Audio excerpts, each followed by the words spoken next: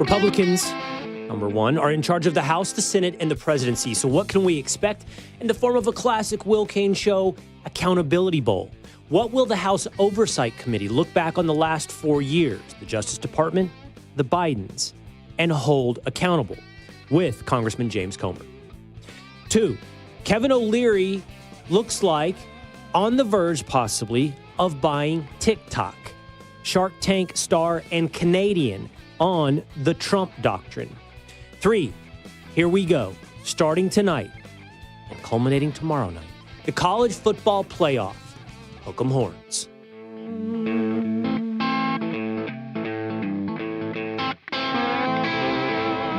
It is the Will Cain Show, streaming live at foxnews.com, on the Fox News YouTube channel and the Fox News Facebook page. 24 radio stations across this great United States of America, but always on demand by subscribing at Apple or on Spotify. But remember, set a reminder on YouTube that you'll never miss an episode of the Will Cain Show live. Maybe with Mark Zuckerberg's new re-engineering of Facebook, we'll also see explosive growth in 2025 on Facebook. And then you can jump into the comment section on any of these platforms and become a member of our community. Become a member of the militia. Yesterday, I deep teased that today we'd have an announcement for the show. I cannot fulfill that announcement. It's going to have to be delayed, perhaps on Monday. But I do think there's some exciting things on the horizon here for us, our relationship, our time together, and where we meet. So make sure to continue to listen to the Will Cain Show, and hopefully on Monday, we'll have not just an announcement, but an open conversation here together. There is, as we speak, a memorial service being held for former President Jimmy Carter. There are fascinating images coming from this service. Former presidents, Bill Clinton, George W. Bush, Barack Obama, sitting there with current President Joe Biden, President-elect Donald Trump, Kamala Harris, Al Gore, and others. And the most notable thing coming out of this as we speak is a little moment that everyone's talking about between Barack Obama and Donald Trump. They are seated side by side. If you're interested in seating charts, there is some fascinating things taking place. Kamala Harris on the row in front of Donald Trump swapped seats with her husband, Doug Imhoff, so she wouldn't have to be close to Donald Trump. But that put her in a situation where now she had to sit directly side by side with Jill Biden. Frosty would be an understatement. It is snowing, icing, and sleeting here in Dallas, Texas, as we go live today. Covered all my plants. I don't want you to worry, although I'm worried because every year stuff dies and I have to pay for new plants. It's like hot as hell in the summer, and then we inevitably get one or two frozen tundras. I don't know how you buy vegetation that survives Texas. But anyway, however frosty it is in Texas doesn't amount to the frostiness between Jill Biden and Kamala Harris. But if you want some cordiality, there was 2 moments I thought were fascinating. I don't know that we have the video, but when George Bush took his seat, I don't know if he snubbed Donald Trump. I can't tell if that's what's going on. Barack Obama stands up. And instead of giving him a handshake or a dap, 2 fists, he gives him the belly slap, the frat boy country club belly slap. Like, what's up, bud? It's pretty fascinating. And I mean, Bush always did have that sort of relatable, ordinary angle to his personality. But certainly the most fascinating image is Obama and Trump yucking it up, whispering to each other, seemingly telling each other private jokes, laughing along with each other at the jokes. I would just tell you that you can't look at these images and believe that anyone truly believed that Donald Trump was a threat to democracy. You don't yuck it up with Hitler. Pretty interesting club we're watching interact there at the service for Jimmy Carter. Fires still 0% contained in California. We're going to monitor that story. We'll have other opportunities together. As I mentioned, hang in there because we're going to be talking more about deep dives on stories like this. Doing journalism.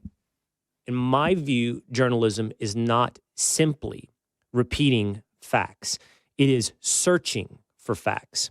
Just as a side, there's a fascinating story over the break. Sean Ryan, popular podcaster, got an email from the Cybertruck bomber in Las Vegas. In the beginning, this manifesto / email was sort of dismissed as, is it real? Is it fake? What happened to Sean Ryan? Well, the FBI has now confirmed that email is real. I bring that up because that's the kind of story that together you can't dismiss. You can't repeat narrative. You can't just say, well, this is what's the confirmed fact. You don't go with lies, but you have an open mind of curiosity to pursue the truth. Journalism isn't stenography. It's not simply repeating what is said by a government official. That's what we're also seeing in California. Is there examples of arson? Andrew Huberman, health guru, he posted a video where he showed some guys actually attempting to start a fire. Now, is this what is attributable to all the fire? No, you can't say that. But you have an open mind and a curious mind about pursuing the truth. That, in my view, is the essence of journalism. It's what we've tried to bring here to the Will Cain Show. And whether or not it's the story that Sean Ryan has been vindicated on, because now the FBI has said that was a real email. It's true. It's from the Cybertruck bomber.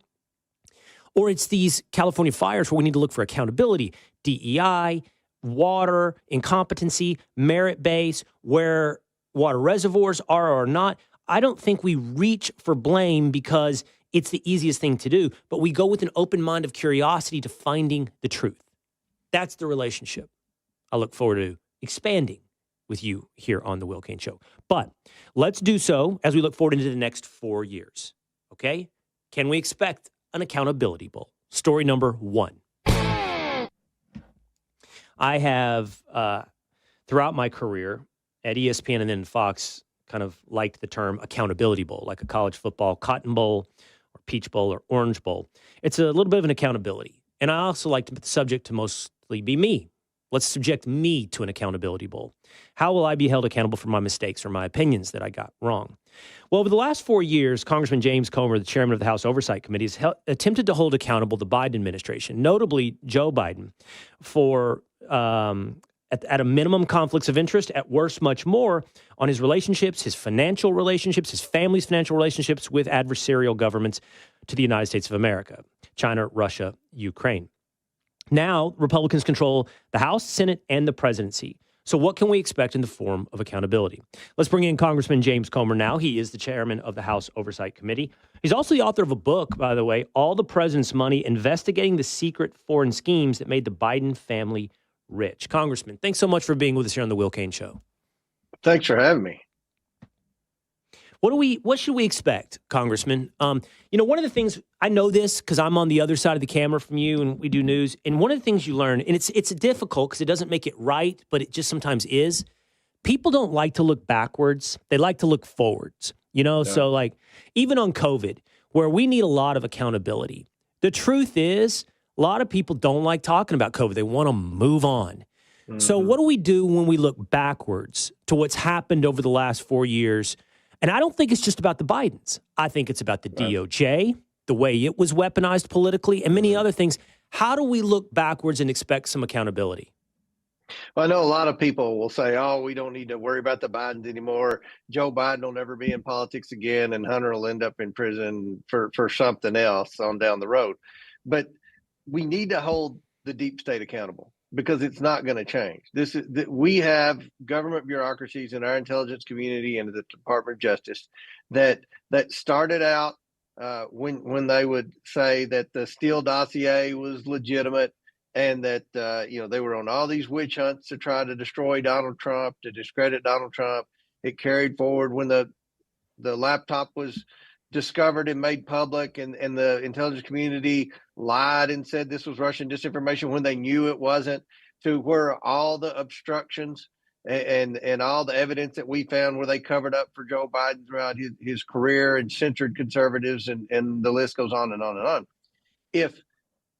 If Donald Trump goes in office and says, you know what, we're not going to look back, we're going to look forward, that's admirable. But at the end of the day, we've got to get rid of people in these deep state agencies. And just getting rid of Christopher Wray and Merrick Garland, that doesn't cut it. I would argue that they weren't even the worst ones in their respective agencies. There are career bureaucrats that have been there that need to go. And they're protected by the merit laws.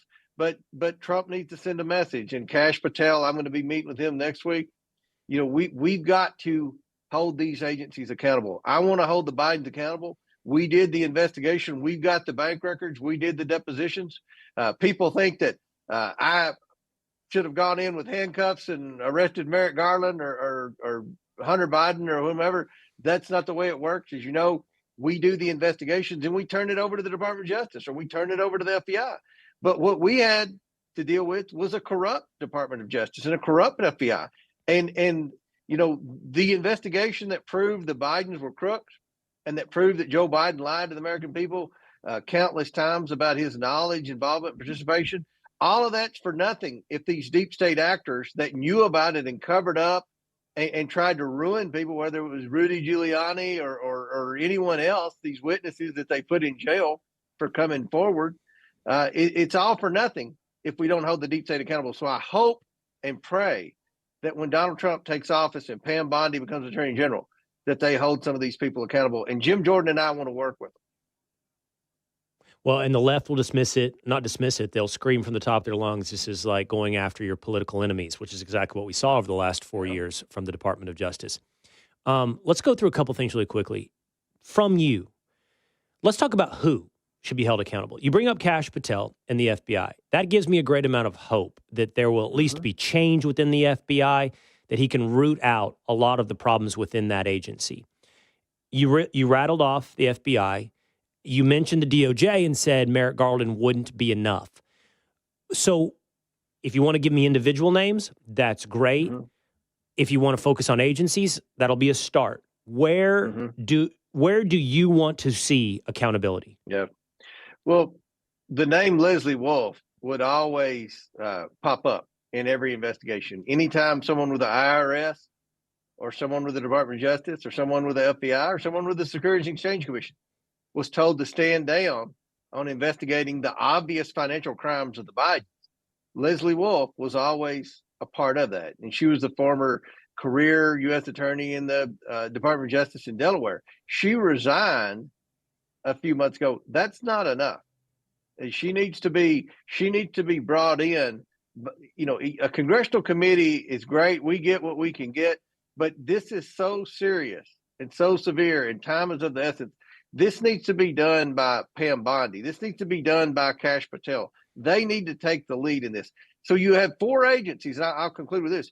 The Securities and Exchange Commission, the IRS, the Department of Justice, and the FBI all had multiple investigations of the Bidens for the obvious financial crimes that the banks turned in on them in those 170 suspicious activity reports, and they were always told to stand down, and nothing ever happened. Four agencies. You just rattled them off right there to focus in on. Now, I want to clarify this because you alluded to it. There are people that say, Congressman Comer, you guys invest, you never do anything. It never goes anywhere. I know you've heard it because I even heard you allude to it. So I want you to clarify for me.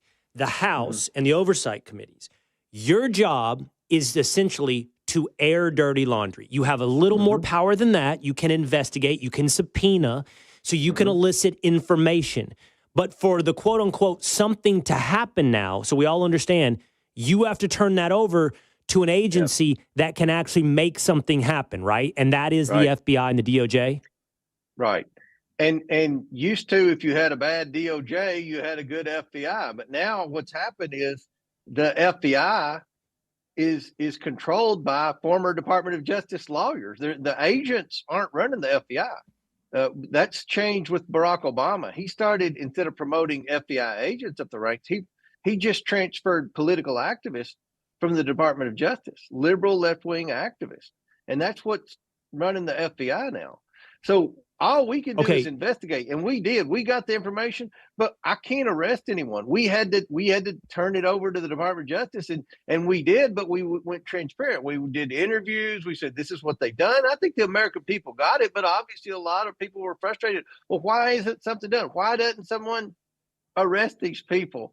And that's where your deep state agencies, that's what their purpose is, to enact justice, to make sure people are held accountable. And they weren't doing it because they're corrupt and they need to be just taken out, root, branch, and all. Well, okay, so you said you're going to meet with Kash Patel. I think you said next week or maybe later this week. And then I don't know if you've yet met with Pam Bondi. So what do you hope or expect to come out of those meetings? Do you think it's reasonable for you to expect that Cash will say, we're taking this up? So everything you investigated, everything you will investigate, you will have an agency and maybe a prosecutor over here with Pam Bondi who's willing to push forward. I hope so. That's what I'm going to push for, because I know that I speak for my entire oversight committee, and we got good guys like Byron Donald and Andy Biggs and Marjorie Taylor Greene, and we got Nancy Mace and some of the, I would argue, toughest fighters in the Republican conference on that committee. And we worked hard, and we fought not just a weaponized government, but a weaponized media to get what information we got. And we want to see justice served, and justice will never be served unless the Attorney General and their Department of Justice and the FBI and their agency prosecute these people. And it's obvious the crimes they've committed. So hopefully something will be done. And then it's, to your point, if there's never accountability, like you brought up the Steele dossier earlier in our conversation. I mean, I don't know. What is the percentage of Americans that truly understand the truth behind the Steele dossier? And it's probably very low. And that's where my job comes in. My job is to help share the truth so the more people understand these things, because there's never accountability. I mean, I don't know how many people still think Jussie Smollett was a real deal, so I don't know. But, I mean, that's probably higher. We're probably looking at 75% understand that was a fraud. But by the way, they know, but there's been no accountability. People that do what I do for a living that said it was a hate crime and there's MAGA dudes running around Chicago with a noose and bleach are still on the air today. So there's no accountability for that. So this is the importance of accountability. Just two more things. You said fighter. You talked about Byron and Marjorie. And how do you feel? It just went down while we were on break, but Speaker Mike Johnson has been reelected Speaker of the House. Is he your fighter? Well, that's who President Trump wanted. And, Mike was put in a bad spot. I mean, we had Democratic elections for Speaker, and Kevin McCarthy won. And then you had 8 Republicans join with 211 Democrats to remove him. And we went through a terrible ordeal for 3.5 weeks to try to find someone. And Mike was a consensus guy. Mike and I came in together to Congress, and he's a good man. He's a good Christian man. He's got a tough job. So, he's not the probably the greatest fighter in the Republican conference, but you got to have someone that brings everybody together. And our objective should be to pass Donald Trump's agenda. And we don't have any votes to spare. When Stefanik and Waltz resign on January 20th, and that Gates seat won't be filled until April, we can't lose a single vote. If the Democrats are going to vote against everything Donald Trump proposes, which I believe they will, we can't. If we lose one vote, then it's 215 to 215, and the bill fails. So we can't lose anybody. And Mike's got to be part therapist. I guess he needs to be as much of a therapist as a fighter, and hopefully he'll be able to do that. That's a tough job, to your point, a really tough job. Can't lose one vote. Okay, last question, Congressman. I mentioned you've written a book about everything everything you've investigated with the Bidens. It's called All the President's Money, Investigating the Secret Foreign Schemes That Made the Biden Family Rich. You and I have been together. You've been here on the Will Cain Show. You've been on Fox News. You've talked a lot. And anybody that kept up with the investigation, the details. So I kind of want to ask you just a real basic question, okay? Yeah. And the basic question is this. What is Joe Biden and or his family, to the best of your knowledge, worth today financially? That is something I'm curious on. I'm going to back up to a follow-up, but do you know the financial, what they're worth? Mm-hmm. Well, Joe Biden, according to his financial documents, is worth about $6 or $7 million. Hunter Biden, it's hard to tell. He went through a lot of the money. They took in $35 million from our adversary. You guys, what was the final number? $27 million in direct payments that they laundered through shell companies, and then $8 million in loans that they've never paid back and will never pay back. And if you get a loan and you don't pay it back, that's income. So remember, everyone that sent them money were in trouble. They were corrupt. Just about everybody they were in business with And when I say in business, the business was just laundering money. There was no legitimate business. The definition of a business is to produce a good or service. They weren't lobbyists. They weren't selling anything. They weren't making anything.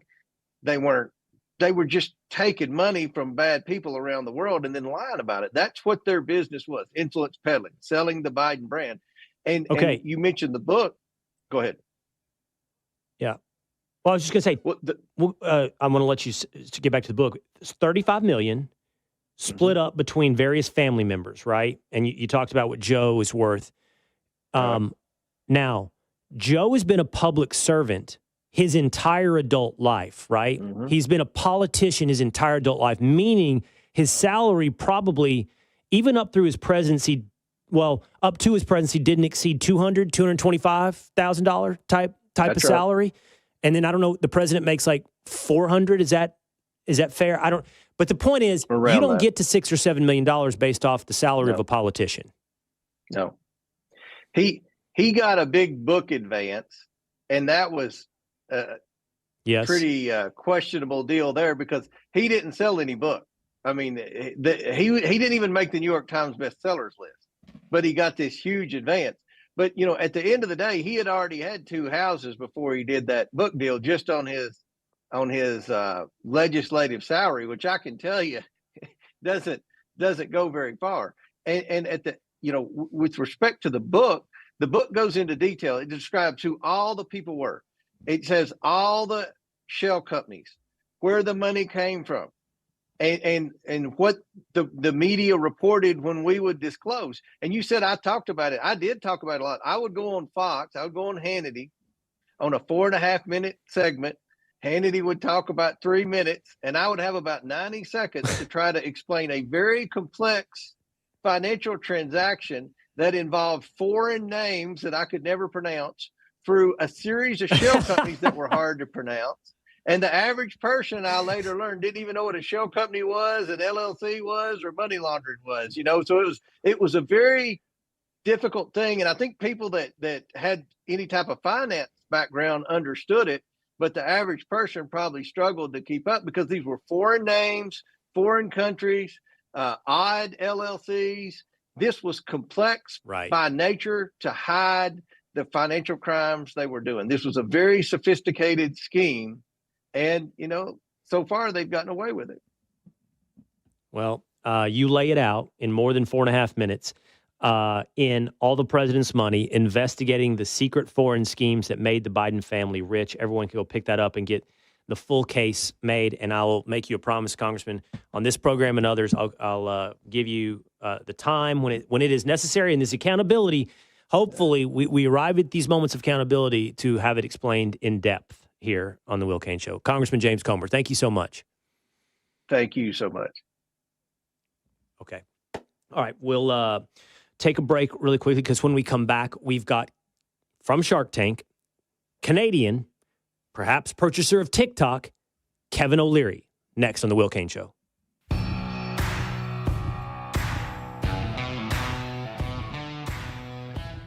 Now the winter storm has hit Dallas. My flight is canceled. Figure out how I can get to New York for this weekend. As an aside, interestingly, it's the Will Cain Show, streaming live at foxnews.com, on the Fox News YouTube channel, and the Fox News Facebook page. Always on demand. Just hit subscribe on Apple or Spotify. Then you can listen to the Will Cain Show in podcast form whenever you like. College Football Playoff is tonight and tomorrow night. The Orange Bowl in Miami between Penn State and Notre Dame tonight. The Cotton Bowl between Ohio State and Texas tomorrow night in Dallas. There is some sense of a little bit of obviously a home field advantage for Texas in that it's in Dallas. But now we have a winter storm hitting for the next 48 hours. I've got to fly to New York. I don't know how I'm going to. If all flights are now being canceled, I don't know what that's going to mean. But it also means incoming flights, presumably those even from Columbus, are going to have trouble getting here. I assume the Buckeyes are already in Dallas, but any fans having trouble getting to the Cotton Bowl on Friday. So got a mess here brewing, not just in Texas, but I think across a good chunk of America where it's gotten really, really cold. Now, we are expecting Shark Tank's Kevin O'Leary to be joining us here at some point in the show. Let me go to the fellas in New York, if I could, really quickly. We've got Young Establishment James, Two-A-Days Dan, and Tinfoil Pat. Do we have Kevin O'Leary? What's going on, guys? With our booking? I don't know. Yeah, we got confirmation about 20 minutes before he was supposed to hit, so not sure what the deal is yet. So trying to figure that out. I just got texted his assistant's number, I think. Oh, I could put my mic away. This is live booking. Live booking. I could put my mic away and go make a phone call. Yeah, sounds good. Okay, why don't you do that? It's interesting how he's chosen to be backward hat guy today. It really is interesting. Never know what to expect. It was frontwards until we got on attire. air. So, I don't know. Really? Yeah. So there's the days where he wears a blazer and tie. Yep. That's like when, a politician comes in studio. And then there's days when, he's clearly gunning for a job in an administrative position with some politician. When they come in, he dresses up. Don't listen to us. Look at your phone and call Kevin O'Leary's assistant. Yeah. But on a day when there's Kevin O'Leary or Congressman James Comer is on remote, it's backwards hat day. Yeah. Forwards hat until it's time to go on camera. Then it's backwards hat.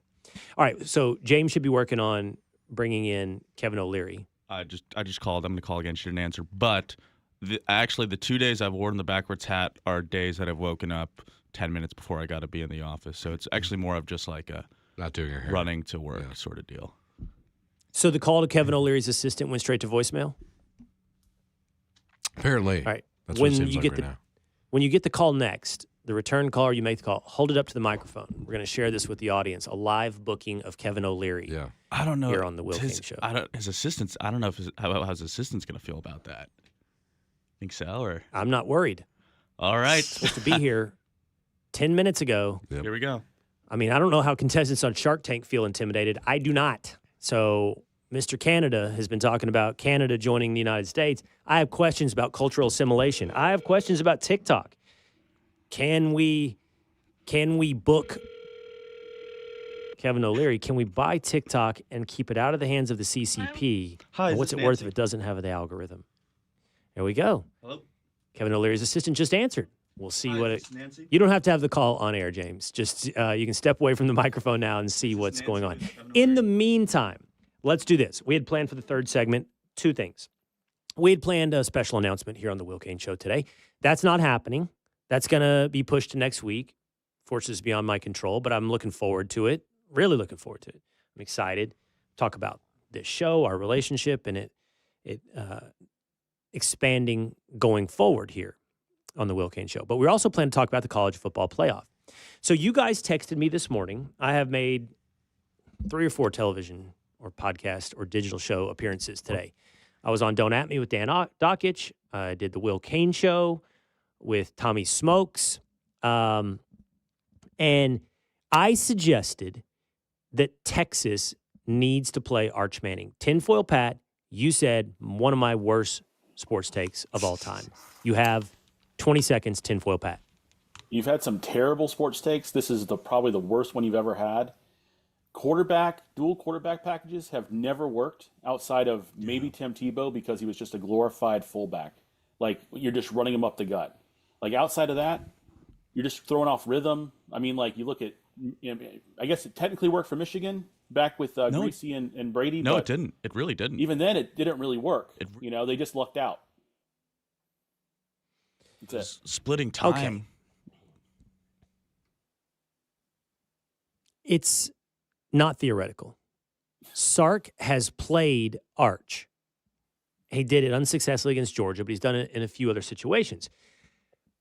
Arch can run. Okay, so can I nerd out?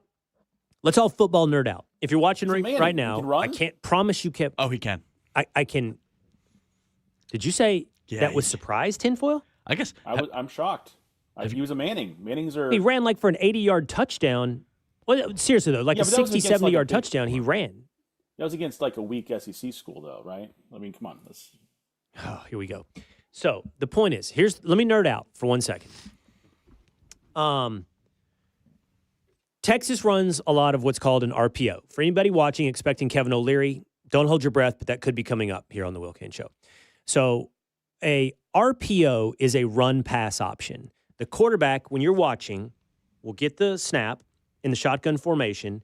He will hand it to a running back, usually running across his face. At that point, the quarterback's eyes are on the defensive end, and he's watching the defensive end.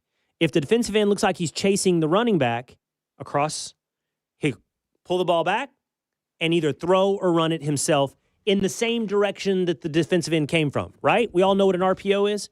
Yep. Or that's a run, or he pulls it back and throws the ball. That's the pass option. They do it a lot, man. What you'll notice is Quinn fakes a run. No one honors it. Game after game after game, there's no one to that side of the field. Quinn Ewers, Texas starting quarterback, not a runner. You cannot do that with Arch, okay? Arch will bust that thing for a 50-yard run. He will, Patrick. Watch. So, 3rd and 4, 3rd and 5, 3rd and 6, I want to see Arch. Red zone, I want to see Arch. Get us in the end zone. 7 instead of 3. And by the way, then the real killer is Sark seems to think that he is Tim Tebow, thinks Arch is Tim Tebow, thinks he is. We used to have a quarterback at Texas called Tyrone Swoops, and he couldn't throw. And when he came in, they called it the 18-wheeler package. He was just going to run. They seem to think Arch is the 16-wheeler package. He's number 16. Because Arch can throw. So the real devastating thing is when he doesn't run and fires that ball right between the seams for about a 30-yard pass, score, touchdown. Trust me, I'm a football genius. I hope you're watching, Sark. I want to see 25% of the plays for Arch. And don't talk to me about rhythm. As for Penn State, it's being reported by Young Establishment James in between booking Kevin O'Leary that the norovirus is running through the Nittany Lions. Don't get my hopes up, man. Don't get my hopes up. I can confirm from an airtight source that multiple members of the Penn State football team, managers, and coaches have left meetings sick to find trash cans quickly due to this virus that is run around this team. So we'll see what happens. Maybe it's a Jordan put that flu on our game. text. I did. Okay, in your pursuit of being a congressional aide or the next Adam Schefter at the Will Cain Show, Do it all. I Googled your text. You put that on our text chain, and I did confirm there are news reports of norovirus in State College, Pennsylvania, an outbreak. No reports of it affecting the football team, but we'll find out. Should I reveal my source? We'll find out tonight. Yeah, we'll see. Are you the Adam Schefter of the Will Cain Show? Are you the Ian Rappaport? Are you our insider? All right. Let me just get confirmation before you guys take yourselves off the screen. Was it a success?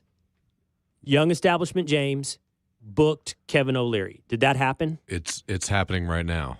He is ready to go. Okay, it was so a team effort. this. I'm not going to take anything away from Patrick there. Well, but you went over the top and turned your hat backwards. So let's take – oh, he's there. I was going to take a break, but there is Kevin O'Leary popping up here on the Will Cain Show. What's up, Kevin?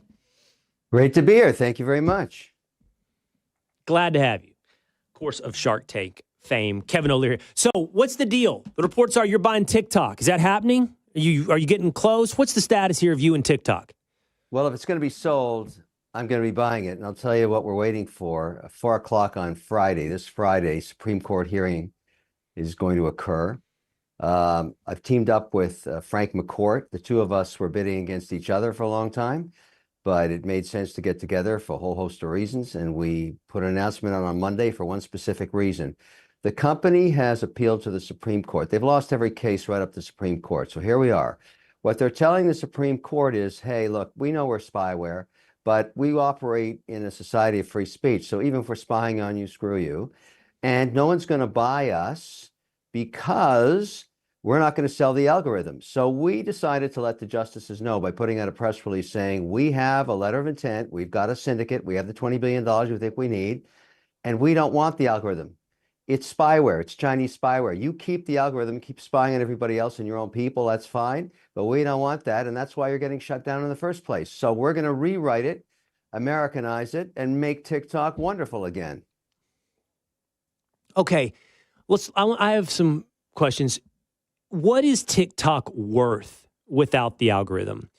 I think I'm going to ask that of you just sort of like as a business proposition. What is it worth without? Everyone says that's the secret sauce, the algorithm to TikTok. Yeah, so that's the best question. And here's what we do know. We don't have access to the books yet because what's going to happen on Friday, if the Supreme Court rejects the bid for a ruling on free speech, and they say there's no free speech issue anymore because we've got this letter of intent, so you have a buyer. Congress has made their decision that you have to sell it to an American syndicate because you have spyware here, bipartisan decision by Congress. And it goes back to the executive, that's Biden. And then Biden looks at it and says, oh, Supreme Court doesn't want to deal with this because they think it's not anything to do with free speech. But I do have a letter of intent from a viable syndicate, O'Leary McCourt. So I'm going to give you a stay of 90 days to show the books to these guys so they can figure out what to pay for it. And you negotiate in good faith what you think it's worth. And then a few hours later, that's what's so crazy about this deal. That is the evening of the 19th, okay? That's when it has to be shut off at midnight. So Biden can issue a stay of execution for 90 days. But then the next day at 12:05, I'm working for Trump. So I need both sides. I need Biden to be on board with this, and I need Trump to be on board with it because we're going to work with both administrations because we're bipartisan. Now, the question on valuation is a good one. We believe there are 6 to 7 million small businesses on TikTok generating about $7.1, $7.2 billion a year in sales. Now, who are those small businesses? And this is one of the reasons McCourt and I got together. They're all Shark Tankers, 2 generations of people launched products and services. And I'm going to guess that 95% of them know who I am. So what I promised all of them was I said, look, we're in this deal together. I'm going to buy TikTok. I'm partnering up with Frank. But I'm going to make sure if you want to invest beside me, you get the same terms I get through equity crowdfunding allowed by the Jobs Act. You could put in $100, you can put 1,500, you can put in 10,000, whatever you want. You get the same deal I'm getting, and you own a piece of TikTok. And the reason I want to do that is while we're rewriting this algorithm, there are whole base. I know there's a whole bunch of people dancing on it. I got that, but the revenue's coming from real businesses, small entrepreneurs in America that represent 62% of job creation. And that's why both presidents should care about this. Well, I have follow-up questions. First, what do you expect from Trump? Because it appears to me that he's made statements that he does not support the banning of TikTok. Yes, that's true. However, the Supreme Court will render their decision on Friday while Biden is still president. So it's complicated, to say the least. I have been hanging out in Mar-a-Lago, here in Miami Beach right now, knowing that I'm going to need his support and that of Mike Waltz, Secretary of Defense, and everybody else. You know, we've got to work with the new administration. So he doesn't have to ban it with Frank and I there because we're going to buy it. And we're going to make it better than it ever was. And we're going to make it safe for Americans to use. And we're going to offer it to the Indians again, and the French, and the Canadians, and the Italians, and the Swiss. Who wants Chinese spyware? Nobody. This version will not have Chinese spyware in it. And we think we can create what is essentially a global television station. And we can raise the $20 billion because we think that's what it's going to take. So let me see if I understand, Kevin. So you need Biden to hold the line, essentially, of banning TikTok. You need Trump to essentially adopt the same line because it forces a sale. If they don't, then it can keep going as it is today. So it needs to force a sale, which you're ready to. Don't sell it, and they have to turn it off at midnight on the 19th. That is the order of the people. That is the law of Congress. It's the law of the land. There's no flexibility. Right. You have to turn Congress around. It's Chinese spyware. Right. We got to turn it off. It's that simple. Right. Or they could sell it to Frank and I. Pick one. So that's the current course. You just laid the landscape. To your point, does Congress reverse it under Trump? I guess would be the question. Reverse the banning following Trump's desires, which would undercut you in buying it, right? Yeah, that would be bad for you in buying TikTok. The other option is the supreme leader who controls all Chinese businesses, Xi. He's the only person that matters in this transaction. He may decide just to shut it down, and then he'll screw American investors out of $32 billion they've already put into it. So that's an interesting dilemma because think about it. If you're thinking down the road and you want to invest in another Chinese business one day and Xi has a bad hair day, you get erased. So his cost of capital is Where going are to go those? up. So he's in a tough place here.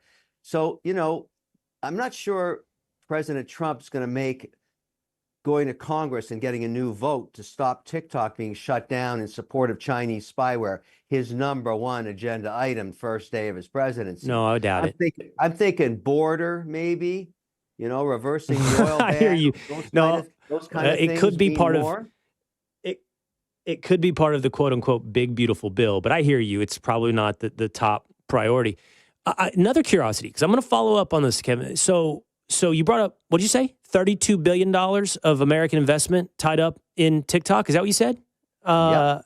Which includes, I believe, and I'm not going to be able to recall his name, but a billionaire from Pittsburgh who is a big Trump supporter who is heavily invested in TikTok. I think I have those details right. I'm just forgetting his name.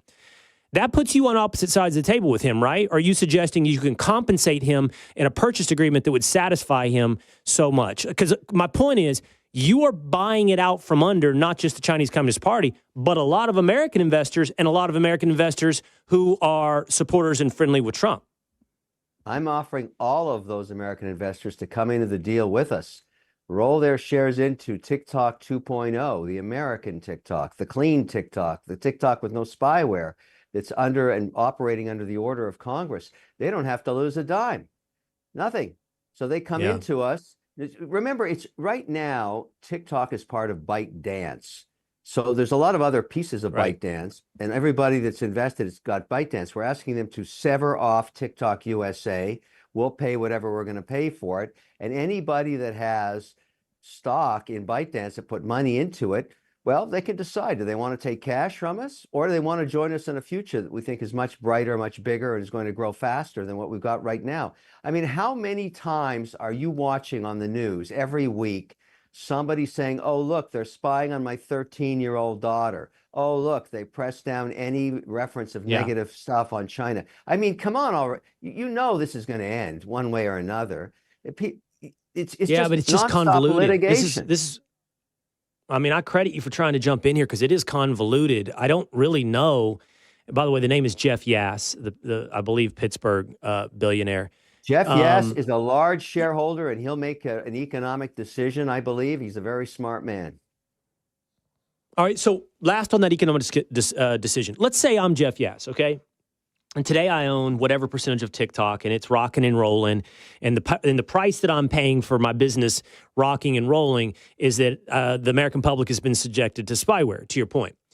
Now I have Kevin O'Leary and Frank McCourt come along saying, hey, I'm going to roll your equity over into my deal. It's a patriotic version, or at least not subversive version of TikTok. But if I'm on the business front, I am still concerned with my original question to you. So the traffic, I hear you on the small businesses, but the traffic is there for all that dancing and everything else that is being fed by this amazing algorithm that everybody lauds, even if it's spying on you. I'm not a big TikTok guy, but everyone it is says it's the best one. Instagram Reels, whatever. It gives you the best stuff, whatever the TikTok algorithm is. And you buy it, but the Chinese don't give you that part of it, and you don't want it because it's chock full of spyware. What do you really have? You have a brand, right? TikTok, which is a good brand for the consumer base. Set aside the audience that hates TikTok. There's a big audience that loves it. So you have the goodwill / brand you're buying. You have an existing user base as well. But the question is, does your existing user base rebel? Do they get mad at you? You, Kevin O'Leary. Do they get mad? Do they leave TikTok? They're like, this algorithm isn't what I signed up for. And you see your user base collapse. And after that happens, all your small businesses are like, I can love Shark Tank all I want, but if I'm going down from this to this on the people seeing my ads, what is it worth?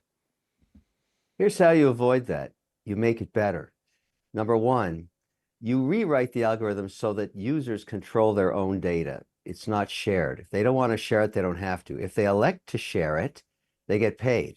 So we make it even better. I'll give you an example. I love watches. I'm a watch collector. I wear 2 watches, as a matter of fact. I'm not interested in ads about cars. I want ads on watches. I want every piece of content that people are posting on TikTok about watches because I'm a watch dude. And if you're going to advertise to me, I want a piece of the action. I want you to pay me. First time that's ever been offered, but it gets better. I'm going to go to other social media platforms like Meta, like X, like Truth Social, and say, hey guys, we're going to open the doors here. We're going to make it interoperable. So if you're posting a post on social, on Truth Social that Trump does all the time, click here to populate TikTok. Absolutely. We'll give you another 170 million people like that you didn't have before. And if someone doesn't want to participate, they don't have to. You control the data. That's the pitch. It's yours. It's you. And you are partners with us. Either you own the equity or when we sell ads that are focused to you because you want them focused to you because you're a watch dude, we'll pay you for that too. Everybody is a partner. Way better. And by the way, no supreme leader from China here, folks. Nobody's spying on your teenage daughter. None of that happening. No lawsuits coming at you for that. That's my whole point. You got to clean it up. It's a teeming mess of Chinese spyware. It's going to be better. People are going to stay on it. Forget about 170 million. We'll have 270 million on this thing because everybody that doesn't want to go on it because it's teeming with spyware are going to join the boat because it's clean, it's American, and it pays you. It's a heck of a pitch. We'll have to watch, see how it goes later this week and into this month. It's a reality. With so TikTok. You might as well tune in at 4 o'clock on Friday. Who knows what's going to happen? Right. I'm licking my chops. I want to ask you this. I want to ask you this as well, Kevin. So I saw you. So first of all, I like what we're calling, I don't know that it's been coined this yet, but I like the Trump doctrine. I like an expansionist vision of America. I know you're Canadian. I like Greenland. I like Panama Canal. I like the Gulf of America. There was a time in this history of this country where that was what drove us forward. Manifest destiny, big expansion, big broad vision of America. Let's start with this. I want to just ask you about first Greenland, then Canada. But Greenland, to me, Kevin, seems like, I know Trump talks about national security, a business deal. There's 56,000 people here. That's not a huge population, but it's gigantic. It's full of minerals, rare earths. Who even knows? I don't even know long-term what the potential value is, but it seems to me it's of value to America. It's very interesting you bring that up because let's start where my point of view comes from. Yeah, I was born in Montreal, but moved down to Boston, my home where my kids were born and raised. So I've got a foot in both countries and they're Americans. So I care about everything to do with both these countries, primarily because I invest in both of them. I have businesses in both.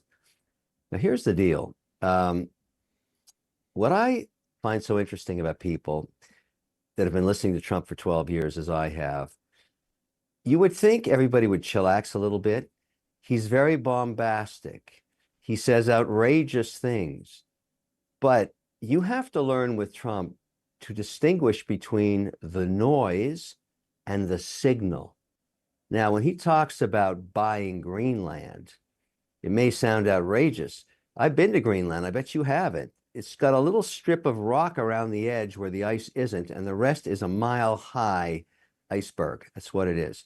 So in order to develop that land, it's a protectorate of Denmark right now, you need billions of dollars. It's got shafts of diamonds. It's got rare minerals. It's got all kinds of resources, but not enough money to develop it, nor the market to sell it to. If it wanted to, they'd have to obviously ship it. It would cost a fortune to set the infrastructure to do this, but it makes a lot of sense because you've got that part and you can protect that northern shipping area from Chinese and Russian ships. Now, when you go and say, let's take that same idea, because we're talking Panama Canal, we're talking Greenland, we're talking Canada. Canadians, far different deal. They're the biggest economies and working together since the beginning of time. I mean, that's a $1.3 trillion relationship every year going both ways. So I hear the noise. I hear this, back and forth stuff with the Canadians, but I also hear the signal. You could create an economic union second to none on the world by just combining all of the riches Canada has with that tiny 41 million population. It's less than the size of California, with the largest market on earth, and defend the northern border. Open up no tariffs between any states or provinces, common currency, common passport like the EU, yippee-i-yo-ki-yay. We're talking a force to be reckoned with. There's not going to be any Chinese guys screwing with us or Russians because we have everything we need. We don't need to import anything from anybody, and we have a massive market. I hear that signal and I say, wait a second. No, the Canadians don't want to sell their sovereignty, but more than half of them are interested to learn more about the idea of an economic merger of some kind. And that's what we're talking about here. And the person that has the most voice of reason on this deal right now is the Premier of Alberta. Her name is Danielle Smith.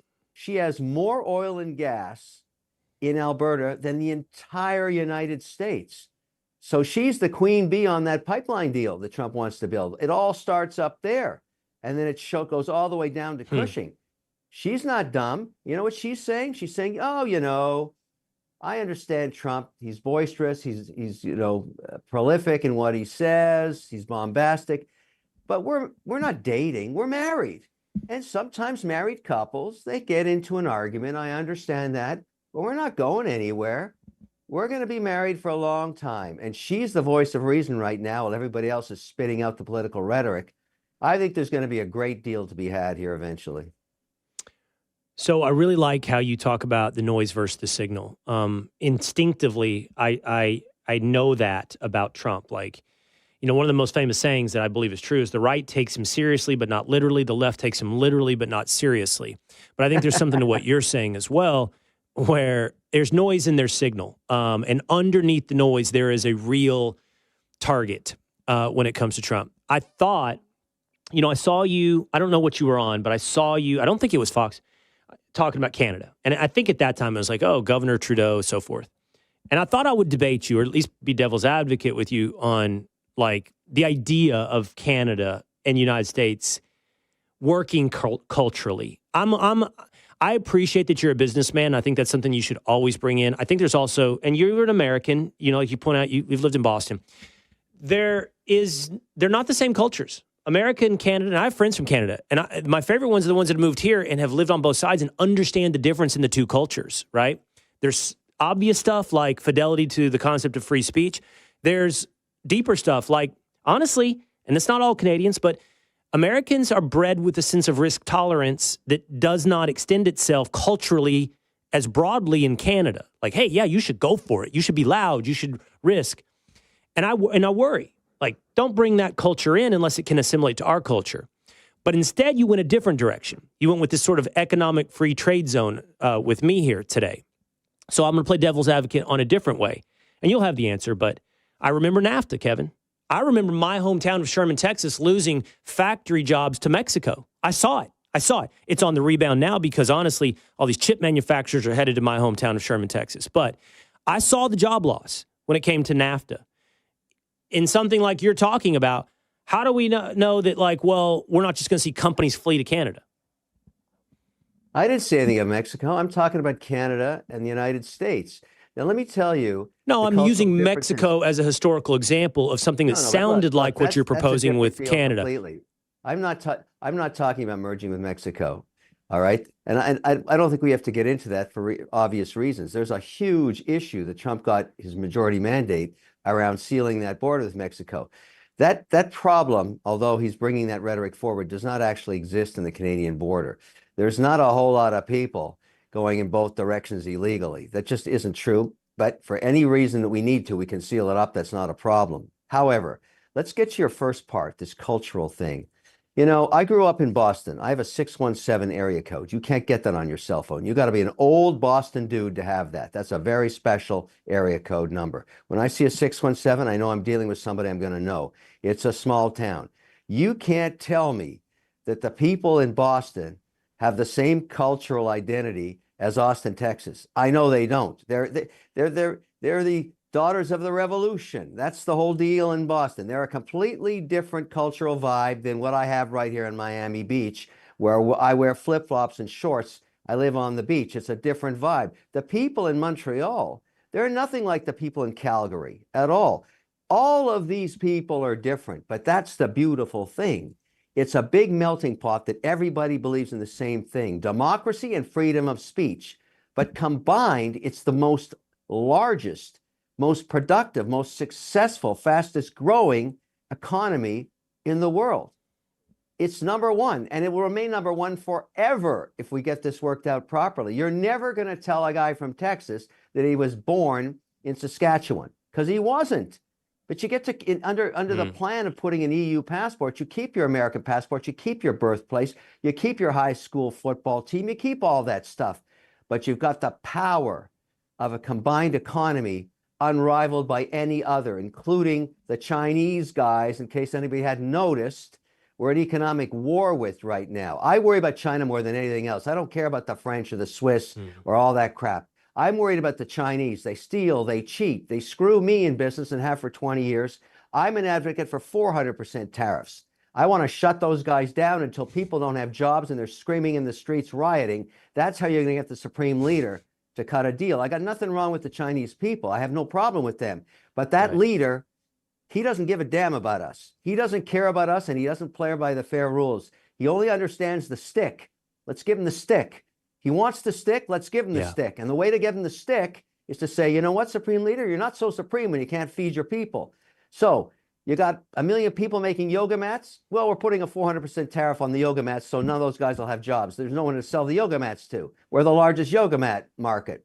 Now, until you get a straight deal with us and you give us IP litigation rights, and you make a level playing field that's reciprocal on the laws, we're not buying any yoga mats from you. And those guys are going to go to the palace, just like Frankenstein, with lit torches and burn your place down. Now, you think about that, Supreme Leader, or hop on a plane and let's talk.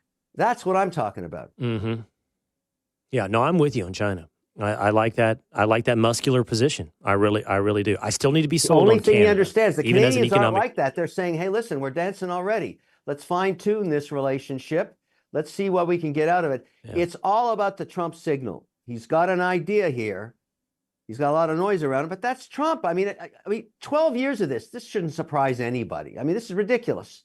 Look, I'm going to work with him on the Tik Tok deal for sure and get that Chinese spyware out of that. Whatever he wants, I'm going to do it because that's the only way that things are going to get done.